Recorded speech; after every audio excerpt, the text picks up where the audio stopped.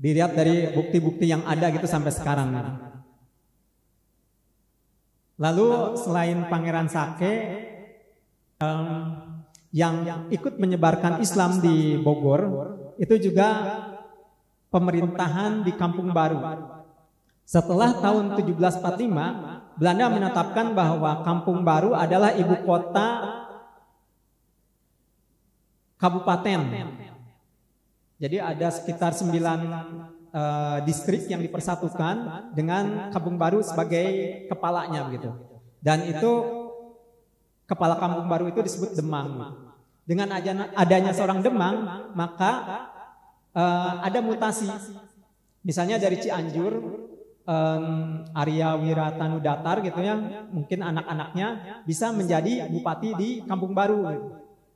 Nah, sementara Cianjur ini keislamannya sudah lebih tinggi dibanding misalnya di Butensorg gitu waktu itu, sehingga kadar keislaman di Butensorg semakin tinggi begitu, karena adanya orang-orang yang lebih memahami tentang Islam gitu. Lalu juga ketika Kampung Baru dipindahkan ke Sukahati atau Empang sekarang. Jadi pusat-pusat syiar Islam itu semakin bertambah gitu. Ada di Citerep, ada di Kampung Baru, ada di Sukahati atau Empang, sehingga lebih penetrasinya lebih kuat gitu ke pedalaman. Cuma yang masih belum mendapat datanya itu adalah misalnya daerah-daerah Jasinga gitu. Jasinga saya yakini itu juga karena dekat dengan Banten, harusnya mereka juga yang pertama gitu masuk ke pangkuan Islam gitu. Tetapi sayangnya bukti-buktinya itu baru di abad 19. Misalnya ada pemakaman Garisul ya. Garisul itu paling tua di sana itu 1821. 1821 kan itu sudah masuk abad 19. Begitu juga yang di Gunung Kulantung, lalu juga di Pagutan gitu. Kurang lebih sama gitu. Saya masih mencari yang misalnya 17-an juga. Syukur-syukur ada yang 16-an gitu. Tapi ya itulah karena kami keterbatasan juga gitu, sehingga sampai sekarang belum mendapatkannya gitu.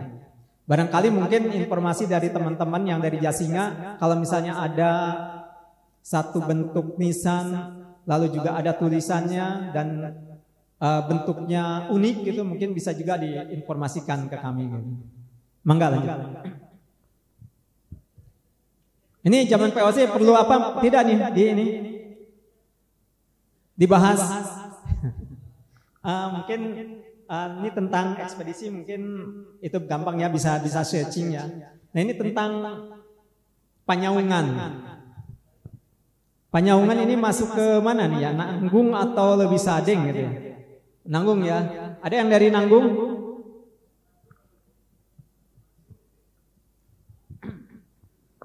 Nah, Panyaungan ini bisa dikatakan salah satu kampung yang tua gitu ya, salah satu kampung tertua gitu di wilayah sana gitu. Karena ternyata VOC membangun sebuah pos itu pertama kali di Panyaungan. Posnya seperti apa? Ya pos aja gitu, di tengah jalan, cuma dinaungi gitu. Jadi seperti saung gitu.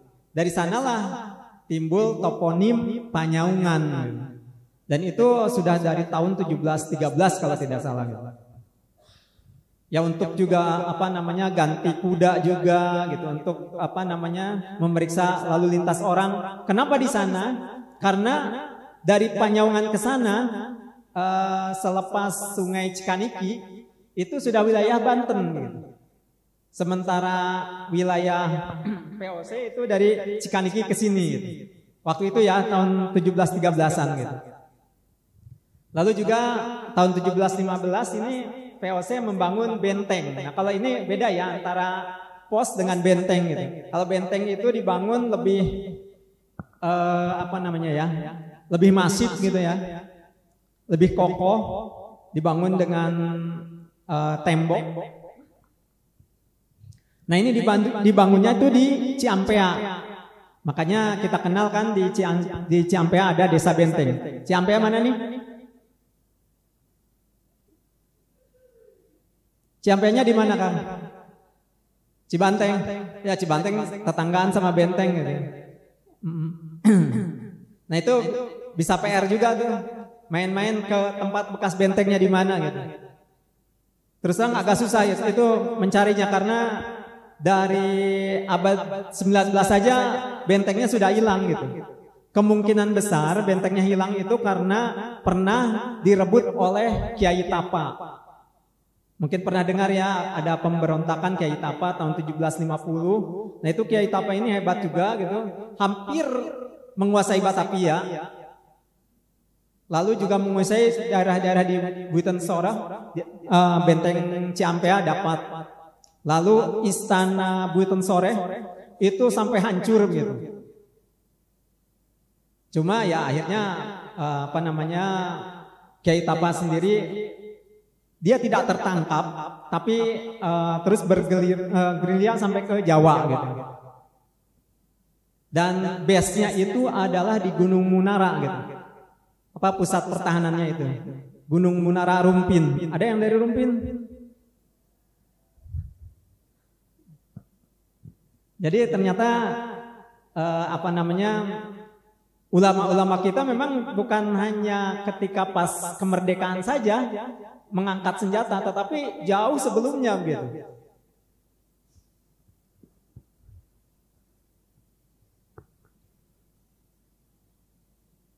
Lalu, nah ini yang Indramago,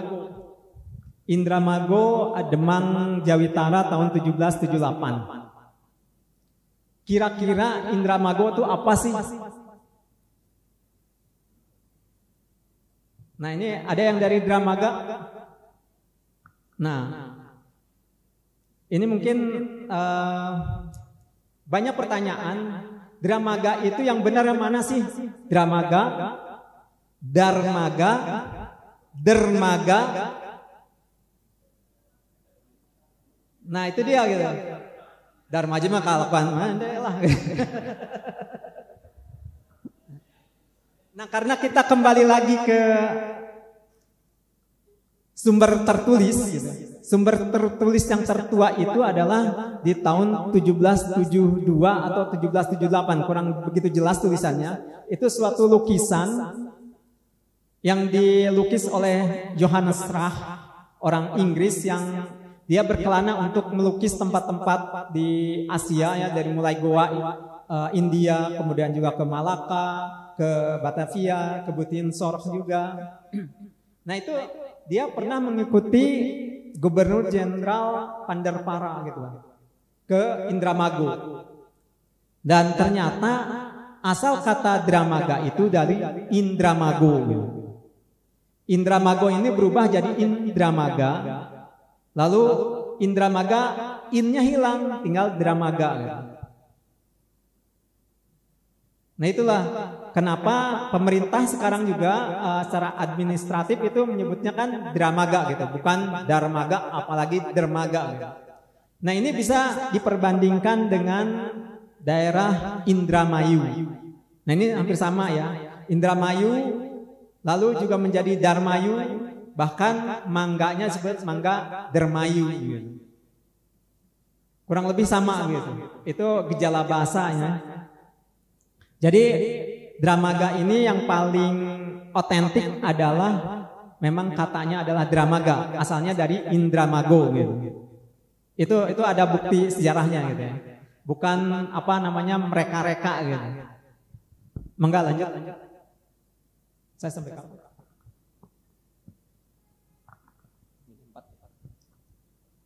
Nah, ini zaman kolonial ya. Kalau zaman kolonial mungkin yang ingin saya tonjolkan di sini adalah ternyata Bogor juga tidak sepi dari yang namanya pemberontakan gitu ya. Pemberontakan terhadap kolonial Belanda. Salah satu yang terbesar adalah pemberontakan petani di Ciamas. Ada nih orang Ciamas? Itu terjadi tahun 1886. Dan pemberontakan petani Ciomas inilah yang menginspirasi terjadinya pemberontakan yang lebih masif di daerah Banten gitu. Kalau di Banten itu 1888. Dan ini juga apa namanya merugikan pihak kolonial gitu. Karena bahkan beberapa orang bule juga waktu itu meninggal gitu. Ini dipicu karena memang pada zaman itu masyarakat dibebani oleh pajak yang tinggi gitu. Kalau misalnya panen mungkin sekitar lebih dari 20%-nya harus masuk ke tuan tanah gitu.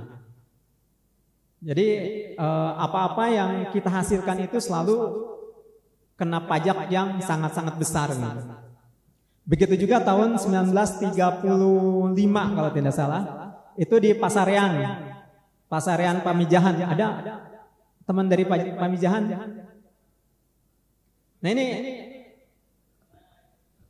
Nah di Pasarean ini dulu juga ada pemberontakan gitu. Mungkin nggak sampai ke kita gitu.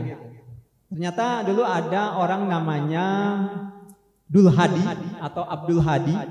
Nah dia dikenal sebagai jawara sana, punya kesaktian. Beliau seorang diri melawan tentara kolonial gitu. Karena dipicu oleh itu tadi pajak yang tinggi gitu. Jadi setelah panen kita capek-capek mengolah sawah, lalu hasilnya banyak. Ternyata mungkin hampir separohnya harus diserahkan ke pihak Belanda. Nah dari sanalah dia melakukan perlawanan dengan cara menancapkan bendera merah di atas tumpukan padi gitu. Kalau dulu padinya itu kalau setelah panen itu di tumpukan tinggi gitu. Jadi bisa ditancapkan bendera merah di sana gitu. Dan konon katanya beliau selalu lolos dari tangkapan Belanda gitu. Sampai akhirnya tidak diketahui beliau di mana akhirnya gitu. Beliau melarikan diri tapi tidak tertangkap oleh Belanda.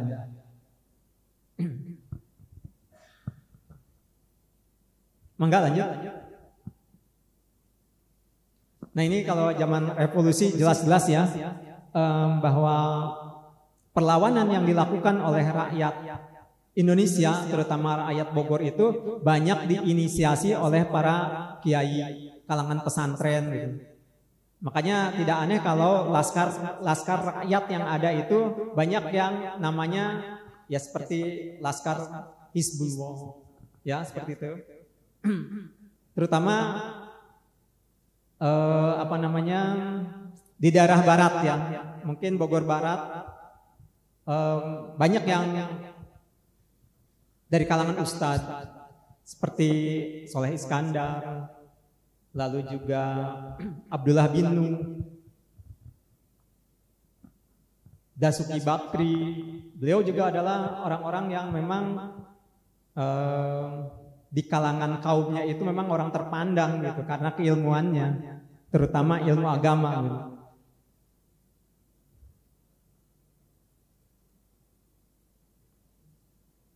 Nah ini tentang zaman revolusi mungkin saya ingin sedikit sharing ya hasil hasil penelitian yang kecil-kecilan bahwa selama ini yang disebut sebagai Bupati Bogor pertama adalah siapa? Ada yang tahu? Yang pendoponya ada di Malasari, Nanggung sana. Bapak Ipik Gandamana. Ternyata hasil kajian saya, beliau adalah nomor 3 gitu. Yang pertama adalah justru balik lagi, apa? Dilakukan suatu rapat di Karesidenan ya di Kota Bogor sekitar tanggal 20 Agustus 1945. 20 Agustus 1945. Jadi 3 hari setelah proklamasi ya. Nah itu dilakukan rapat dan menentukan bahwa waktu itu residennya Pak Syirod, bupatinya adalah Pak Surya Negara, dan wali kotanya juga ada Pak Raden Odang ya. Nah itu dari sana bahwa Bupati Bogor pertama itu Surya Janegara gitu. Lalu yang kedua, bupati keduanya itu tahun 48 ketika pengungsian di Jasinga. Di Jasinga waktu itu ada kejadian di Kota Bogor itu Panmuk ya, Gubernur Jenderal Belanda membuat suatu negara boneka yang disebut negara Pasundan. Karena tidak senang dengan adanya negara Pasundan itu, negara yang notabene adalah negara boneka, maka pemerintahan darurat didirikan di Jasinga gitu. Dan yang menjadi bupatinya adalah bupati militer Pak Sumarna waktu itu. Dan patihnya baru Ipik Gandamana. Tapi karena di Jasinga ini tidak aman, tidak terlalu lama pindah lagi ke Nanggung, ke Cibeber Nanggung. Cibeber juga masih tidak jauh lah dari perlintasan patroli Belanda waktu itu. Akhirnya pindah lagi ke Malasari yang lebih jauh. Dan di sanalah Pak Ipik Gandamana ditetapkan sebagai bupati berikutnya gitu. Sampai akhirnya Belanda mengakui kemerdekaan Indonesia gitu.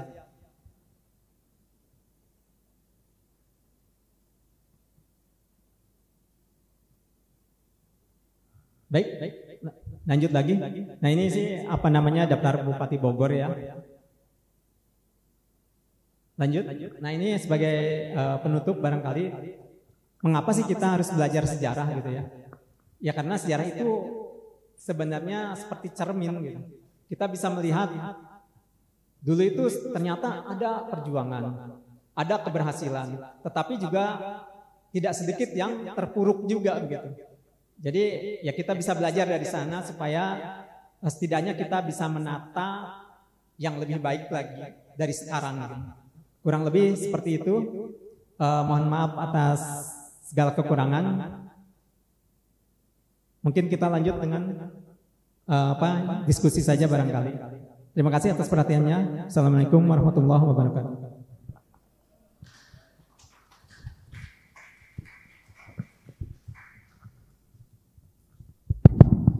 Baik, kami ucapkan terima kasih banyak kepada Ustadz Hendra Muhammad Astari yang telah menyampaikan materinya tentang sejarah Bogor ya. Tak kenal maka tak sayang. Untuk mengenal dan menyayangi Bogor maka kita harus belajar sejarah. Baik teman-teman sekalian, untuk lebih menajamkan pemahaman kita tentang sejarah Kota Bogor, kita lanjutkan dengan sesi tanya jawab.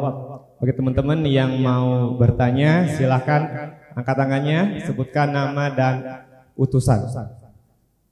Oke, ya silakan Pak Lurah terlebih dahulu.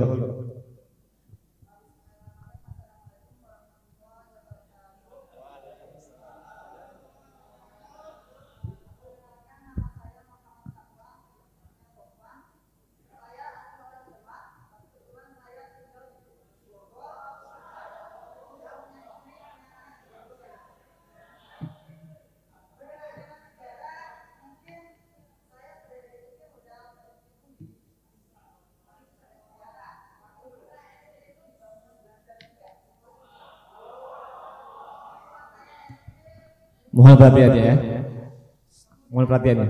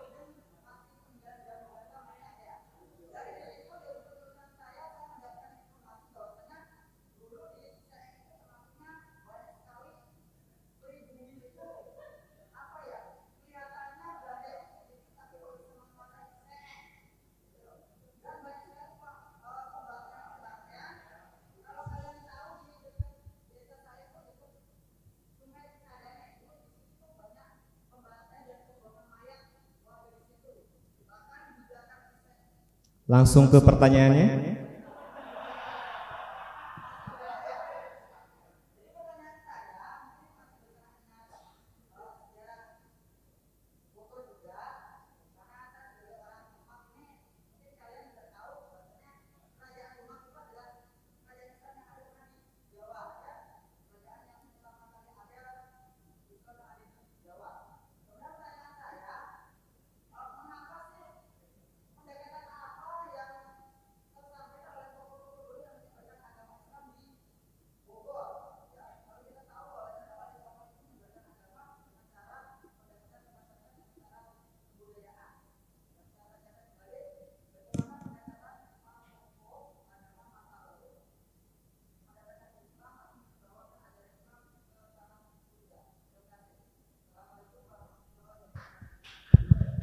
Waalaikumsalam warahmatullahi wabarakatuh. Selanjutnya pertanyaan yang kedua dari Abang Jejen, silakan.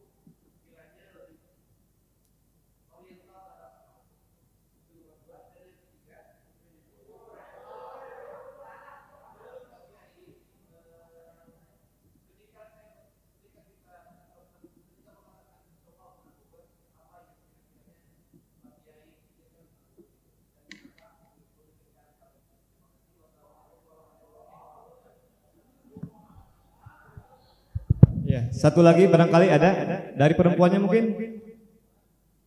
Ada tidak? Tidak ada ya. Baik, dari Kang Haji Ali silakan.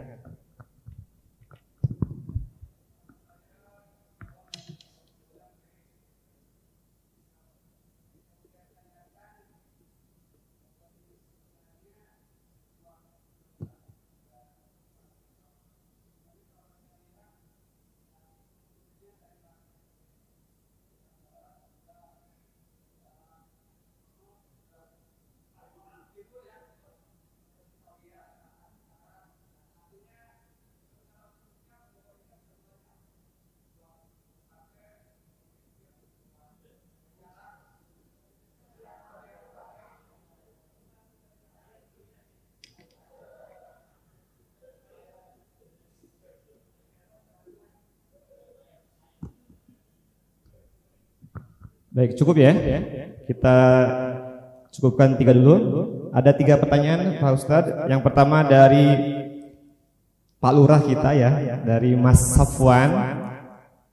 Ya, bertanya tentang apa sih pendekatan yang dipakai oleh ulama-ulama kita terdahulu ketika menyebarkan agama Islam khususnya di daerah Bogor. Terus pertanyaan yang kedua dari Kang Jejen, utusan dari MUI Penjolaya ya. Pertanyaannya ada 3. Yang pertama, hal apa yang berdampak dalam lintasan sejarah terhadap kehidupan kita saat ini? Ya. Kemudian yang kedua, budaya Sunda itu orientasinya seperti apa? Ya. Kemudian yang ketiga apa tadi? Kurang jelas. Yang ketiga. Oke, kalau berpikir tentang Bogor, apa yang terlintas dalam pikiran Pak Kiai? Oke. Masya Allah. Dan pertanyaan yang ketiga dari Haji Nur Ismawan, berasal dari Cibung Bulang, menanyakan tentang asal mula Bogor itu seperti apa? Bentuknya apakah satu kabupaten, apakah provinsi, atau kerajaan, atau apa? Mohon dijelaskan. Monggo.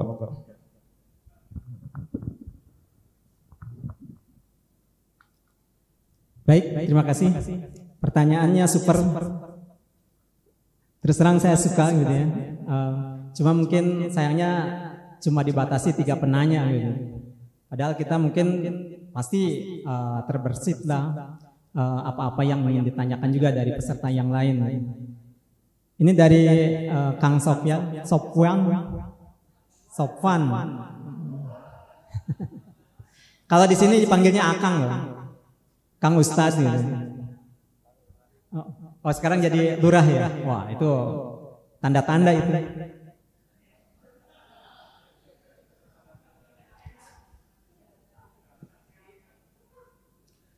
Ini tentang pendekatan ya. Ya pendekatannya sih sebenarnya kalau misalnya Wali Songo itu pendekatannya budaya gitu. Di Bogor juga sama gitu ya, ada juga pendekatan budaya, tetapi mungkin sebenarnya tidak budaya ansih gitu ya. Jadi memang multi bidang gitu. Jadi pendekatan budayanya misalnya melalui misalnya ada satu seni gitu ya. Seni di Bogor itu ada yang namanya seni pantun. Kalau di Jawa ada seni wayang, itu dijadikan media. Di Bogor ada seni pantun. Apa itu seni pantun? Ini mungkin juga generasi sekarang juga sudah sudah parumen obor juga gitu ya. Itu seni pantun itu adalah seni yang dibawakan oleh seorang juru pantun. Medianya adalah alat musik kacapi. Beliau melakukan semacam tembang, tetapi isinya adalah kebanyakan ada semacam sejarah juga gitu. Tetapi ada tahapannya. Di sana ada yang namanya raja. Ada raja Pamuka, lalu juga ditutup dengan raja Pamunah. Nah, ketika Islam belum masuk, itu otomatis isinya adalah semua rajahnya itu memang menyebut misalnya nama-nama dewa gitu. Tetapi ketika Islam masuk, nama dewanya diganti dengan nama-nama asma Allah gitu. Mungkin kurang lebih sama seperti di Jawa juga seperti itu juga gitu. Lalu juga selain dari sisi budaya, kebanyakan memang kalau di Bogor seperti saya tadi singgung adalah karena di Bogor ini lebih ke arah pertanian, maka peran-peran dari para tuan tanah yang muslim itu sangat berperan. Misalnya tadi contohnya adalah Pangeran Sake gitu. Itu sangat-sangat berperan gitu dalam menyiarkan syiar Islam gitu. Begitu juga dengan para pembesar. Misalnya tadi saya singgung juga adanya kabupatian. Kabupatian juga sebagai pusat syiar Islam juga begitu. Yang pertama-tama ada di Kampung Baru, kemudian juga ada di Empang. Baru setelah itu memang bentuknya adalah pembangunan pesantren oleh para kiai. Tetapi itu juga masih sangat-sangat terbatas gitu. Kebanyakan dari sisi pemerintahan, di mana di situ selalu ada Masjid Agung. Disitulah pusat syiar Islam yang yang masif gitu. Lalu juga dari sisi budaya tadi memasuki salah satunya adalah dari sisi seni pantun, kemudian juga ada misalnya adalah wawacan Sulanjana, itu biasanya dilakukan dalam acara ngaruat. Dulu ngaruat itu memang dilakukan banyak istilah-istilah yang pra-Islam, tetapi setelah Islam masuk itu kebanyakan diganti gitu. Dengan misalnya memasukkan unsur Rasulullah, unsur nama-nama asma Allah gitu. Banyak hal yang bisa kita gali lah gitu dari syiar Islam pada periode awal di Bogor gitu. Mungkin itu yang bisa saya sampaikan. Lalu yang kedua,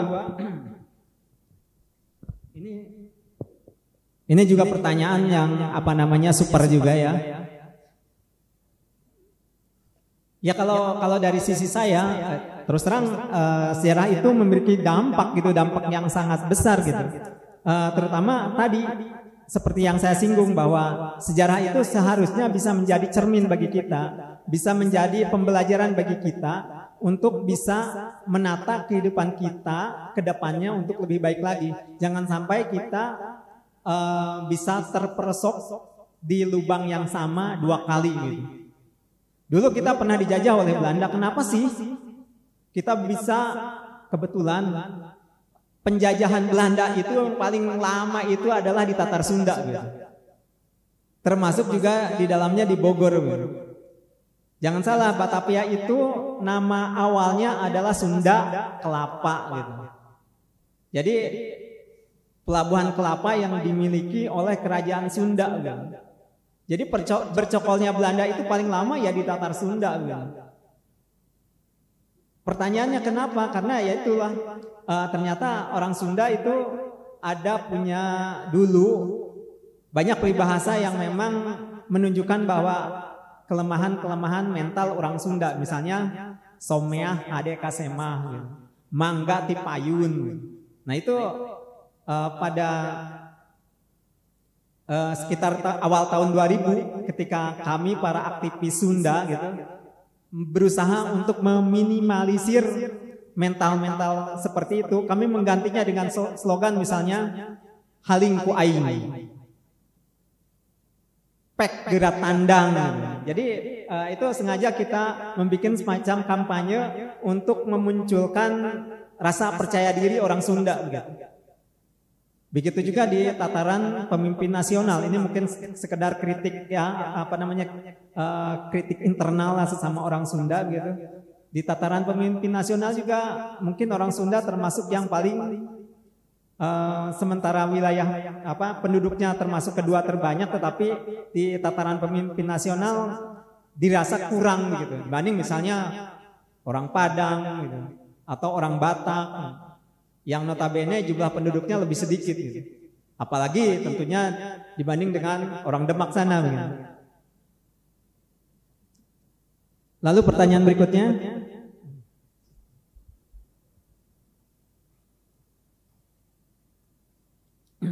Nah ini masih berkaitan dengan pertanyaan pertama gitu ya. Budaya Sunda itu orientasinya kemana gitu ya. Ya sama sih sebenarnya, yang namanya budaya itu selalu mengedepankan adaptasi terhadap lingkungan gitu. Sama budaya dimanapun selalu mengedepankan adaptasi gitu. Jadi dari kemampuan beradaptasi itulah maka suatu budaya itu bisa eksis gitu. Dan alhamdulillah kita sampai sekarang yang namanya orang Sunda masih ada, budaya Sunda masih ada. Berarti kita bisa melewati tahapan-tahapan itu, melewati adaptasi tersebut gitu. Walaupun mungkin seperti tadi saya sebutkan bahwa budaya Sunda memang memiliki beberapa kelemahan, tapi kita tidak perlu berkecil hati. Kita coba kikislah kelemahan-kelemahan itu, kita urutkan kira-kira kelemahan yang paling mendasar itu apa gitu. Dan dari sisi generasi kami sekitar mungkin tahun 2000-an itu juga sudah mendata seperti itu. Dan langkah yang kami lakukan adalah melakukan kampanye, katakanlah, atau propaganda gitu. Termasuk juga dengan saya duduk di sini juga sama gitu. Itu adalah bagian dari apa yang kami propagandakan sekitar 20 tahun yang lalu gitu. Ya siapa tahu kedepannya budaya Sunda tidak saja semakin eksis, tetapi juga memberikan dampak yang benar-benar baik untuk masyarakat Sunda. Lalu yang pertanyaan ketiga, nah ini agak subjektif ya. Apa yang terpikirkan ketika menyebut nama Bogor gitu? Pasti jawabannya beda-beda dong. Nah kalau saya, karena saya kebetulan menyukai sejarah gitu ya, mungkin saya hobi dengan sejarah gitu. Kalau orang hobi mancing, hobi main bola, saya anehnya hobinya baca buku sejarah gitu. Walaupun mau tahu apa background saya apa? Saya sekolah kimia tuh 9 tahun gitu ya. Jadi saya coba mencari keseimbangan gitu ya. Kimia kan serius gitu ya. Sementara sejarah agak sedikit lebih longgar lah gitu. Jadi saya mencoba untuk mencari keseimbangannya, itulah hobi saya di sejarah ini gitu. Ya ternyata apa yang saya tulis itu juga mendapat respon baik dari pemerintah Kabupaten Bogor gitu, dari media-media misalnya Pikiran Rakyat gitu. Kok ternyata saya kok dianggap gitu. Nah, kalau ditanyakan apa yang terlintas, ya ternyata Bogor itu luar biasa peninggalan bersejarahnya gitu. Dari mulai peninggalan masa prasejarah, masa klasik awal, masa klasik zaman Kerajaan Pajajaran, lalu juga persebaran Islam, zaman POC, zaman kolonial, bahkan peninggalan Jepang pun banyak di Bogor gitu. Di dekat Pasir Angin itu ada prasasti bertulisan aksara Jepang. Kenapa mereka membuat prasasti di sana? Ternyata Jepang itu ketika ingin menguasai Pulau Jawa, pertempuran paling hebat itu diadakannya di Sungai Cianten gitu, Lewiliang sana. Itu kalau misalnya di Surabaya, mereka mendarat di Surabaya sekitar 4 jam, 5 jam mereka bisa menguasai pesisir Surabaya gitu. Lalu juga mereka ketika Jepang turun di Subang, di Kalijati, dalam hitungan tidak sampai 1 jam mereka bisa menguasai pangkalan udara Kalijati di Subang. Tetapi mereka ketika ingin masuk ke Buiten Sorah, mereka tertahan 2 hari 2 malam di Sungai Cianten gitu. Sehingga mereka sampai mendirikan prasasti di sana gitu. Karena banyak perwiranya yang gugur di sana. Ya itulah, kalau ditanyakan apa sih yang terlintas dari Bogor ini, kalau dari sisi saya peninggalan bersejarahnya sangat-sangat beragam gitu. Jadi kita tidak perlu misalnya ke daerah Kang Sopwan ya di Demak sana untuk mempelajari, bukan tidak perlu gitu, tapi di sini juga ada gitu ya. Di sini juga cukup lengkap gitu. Jadi pelajari dulu yang di sini, baru kita sebagai perbandingan mempelajari juga di tempat-tempat lain. Barangkali itu. Dan yang terakhir,